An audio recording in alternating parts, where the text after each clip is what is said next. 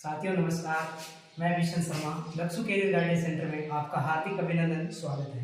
साथियों आज मैं फिर हाजिर हुआ हूँ एक नई वीडियो के साथ। आज का टॉपिक है ज्ञानपीठ पुरस्कार, भारतीय ज्ञानपीठ पुरस्कार। साथियों सबसे पहले जानते हैं कि ये किस क्षेत्र में दिया जाता है। तो मैं बता दूं साथियों, ये साहित्य के क्षेत्र का सर्वोच्च पुरस्कार है। कौन से क्षेत्र का? साहित्य के क्षेत्र का सर्वोच्च पुरस्कार है। ठीक है ना? आप ध्यान रखिए कि ये साहित्य के क्षेत्र में दिए जाने वाला सबसे ऊंचा पुरस्कार है। और साहित्य के क्षेत्र में कैसे? साहित्य मान देख लेना कि ये 8वीं अनुसूची में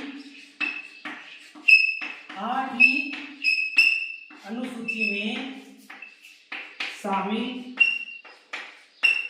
22 भाषाओं के साहित्य पर दिया जाता है। किस पर दिया जाता है? 22 भाषाओं के साहित्य में। ऐसे नहीं है कि हर एक कोई भी भाषा में लिख दिया और आपको पुरस्कार मिल जाएगा।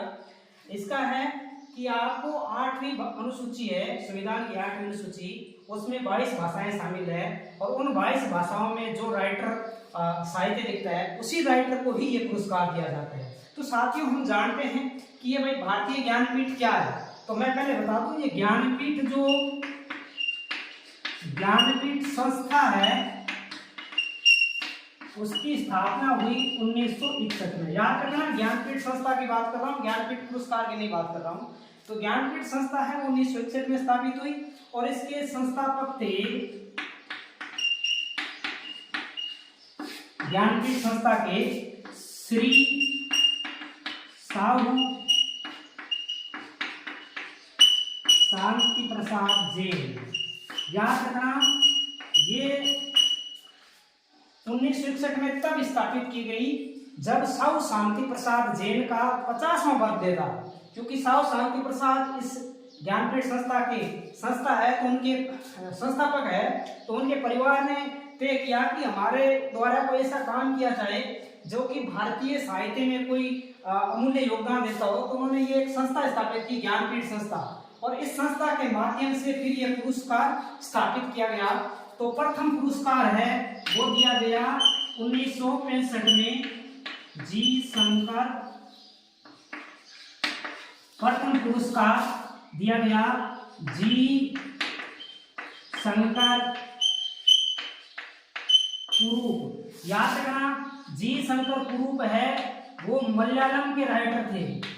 ये मलयालम भाषा कहाँ बोली जाती है? ये केरल में बोली जाती है, ये भी याद रखना। साथियों हमने बात कर ली कि प्रथम पुरस्कार है वो 1965 में जी शंकर कुरूप को दिया गया। कौन सी भाषा के लिए? मलयालम भाषा के लिए। साथियों थोड़ा सा जान लेते हैं कि भाई कौन कौन सी भाषाओं को पहली बार कब दिया गया। तो याद रखना, ये हिंदी में प्रथम बार दिया गया। हिंदी में लिखने वाले राइटर को पहली बार थे सुमित्रा नंदन पंत। कौन थे? सुमित्रा नंदन। आपको पता है सुमित्रा नंदन पंत हिंदी के प्रसिद्ध कवि है। इनको दिया गया 1968 में। तो याद रखना, हिंदी में पहली बार दिया गया 1968 में सुमित्रा नंदन पंत को। अब और ध्यान रखो, एक और जो चर्चित भाषा हमारे देश में है वो है अंग्रेजी। तो अंग्रेजी में ये सर्वप्रथम दिया गया अमिताभ घोष को। अमिताभ घोष को कब दिया गया? ये अभी दिया गया, जस्ट 2-4 साल पहले 2018 में दिया गया। साथियों प्रथम महिला को है, प्रथम महिला वो है श्रीमती आशापूर्णा देवी। श्रीमती आशापूर्णा देवी। साथियों ध्यान रखना, ये बांग्ला की राइटर है। प्रथम महिला थी जिसको ज्ञानपीठ पुरस्कार दिया गया, उस महिला का नाम है आशापूर्णा देवी। कौन सी भाषा के लिए? यह है बांग्ला के लिए। साथियों हम अब बात कर लेते हैं कि अभी जो लेटेस्ट पुरस्कार दिए गए हैं, अभी जो लास्ट पुरस्कार दिया गया वो दिया गया है 57वां। तो हम बात कर लेते हैं 56वां और साथियों 56वां पुरस्कार दिया गया है नीलमणि फुकन को। नीलमणि फुकन ये है असमिया भाषा के राइटर। याद रखना, असमिया भाषा है वो आसाम में बोली जाती है। नीलमणि फुकन 56वां कब दिया गया है? तो ये दिया गया है साल 2020 और 21 के लिए। अब है अगला 57वां। 57वां दिया गया है दामोदर मौजो। 57वां किसको दिया गया है? दामोदर मौजो, जो करंट एग्जाम में आ सकता है। मौजो ये है कोंकणी भाषा के राइटर। कौन सी भाषा के राइटर है? कोंकणी। और ये पुरस्कार दिया गया है 2021 और 22 के लिए। तो साथियों ये तो है नाम है, वो ज्यादा जानकारी रखना है आपको। एक तो नीलमणि फुकन जो कि 56वां पुरस्कार दिया गया है, उनकी भाषा है असमिया। और जो 57वां है वो है दामोदर मौजो, कोंकणी भाषा के लिए 2021-22 के लिए। साथियों मैं आगे बता दूं कि इस पुरस्कार में राशि कितनी दी जाती है, तो इतना याद लेना। वर्तमान में इसकी राशि है 11 लाख, पर ये 11 लाख तो थी नहीं। तो मैं बता दूं इसकी 1965 में जब शुरुआत हुई, स्थापना हुई, उस समय राशि थी 1 लाख। 2005 में ये 1 लाख से हो गई 7 लाख और वर्तमान में कितनी हो गई? 11 लाख। ये चीज याद रखने की है कि जब 1965 में स्थापना हुई उस समय 1 लाख थी, उसके बाद 2005 में 7 लाख, वर्तमान में कितनी है? 11 लाख। साथियों थोड़ी सी जानकारी दे दूं कि इसमें एक चयन समिति होती है पुरस्कार चयन करने वाली, जिसमें एक अध्यक्ष होता है और वर्तमान अध्यक्ष है श्रीमती परमार राय। श्रीमती परमार राय जो वर्तमान चयन हुआ है नीलमणि फुकन और दामोदर मौजो साहब का, तो इसमें श्रीमती परमार राय है, वो इसकी अध्यक्ष थी।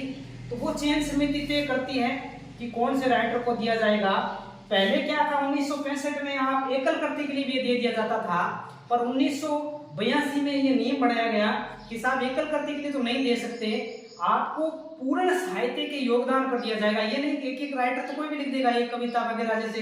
तो कहा कि पूर्ण साहित्य पर योगदान देने वाले राइटर को यह पुरस्कार दिया गया और यह व्यवस्था की गई 1982 में।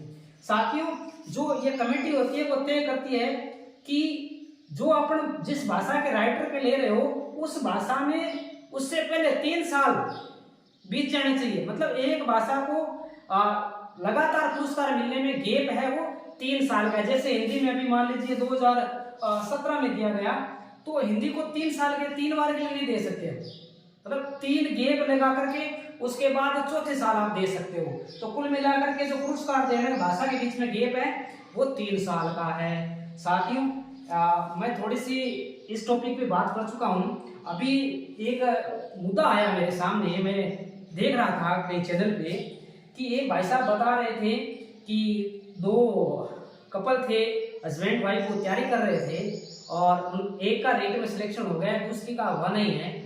तो उनकी वाइफ है, उनका जो रवैया है हस्बैंड के प्रति बदल गया है। तो मेरी अपील है कि आप इस तरह का व्यवहार ना करें, क्योंकि आपके लिए अपने पहले हैं। आप ना नौकरी से सुविधाएं तो खरीद सकते हो, पर आप सुकून नहीं खरीद पाओगे। तो पहले अपनों को महत्व दीजिए। ये नहीं है कि आप बदल जाओगे या फिर ऐसे हो जाएगा। नौकरी सब कुछ नहीं होती है।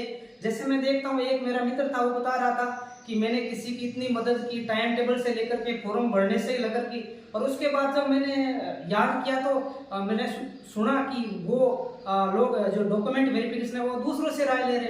तो आप समझे कि आपको राय अपनों से ही लेनी है, क्योंकि आपकी अपने इसमें साथ रहे। हो सकता है क्योंकि आप ऊंचाई चढ़ रहे हो और उसके बाद जब ढलान पे आओगे तो आपके अपने ही पहले मिलेंगे आपको बड़े लगाने वाले, आपको उस समय तसल्ली देने वाले कि कुछ नहीं हुआ है, हम आपके साथ खड़े।